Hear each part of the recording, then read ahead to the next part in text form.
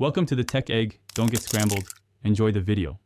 You start by confirming your iPhone is unlocked, Bluetooth and location are enabled, and you're signed into the Apple ID that registered the AirTag.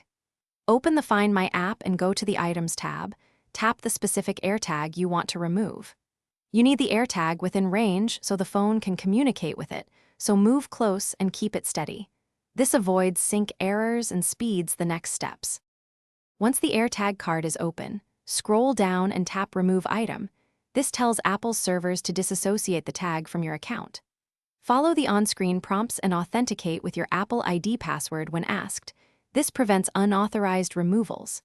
If the AirTag is in lost mode, make sure to turn that off first, because lost mode locks some settings. Disabling it lets the removal proceed cleanly and ensures the next owner can pair the tag without issues. After removing the item from Find My, physically reset the AirTag so it can be paired by someone else.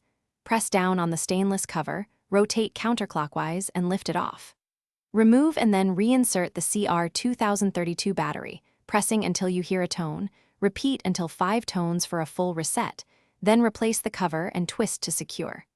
If the removal fails, toggle Bluetooth, restart your iPhone, and repeat the process. These steps clear connection glitches. Thanks for watching. Consider subscribing if I helped unscramble your problems.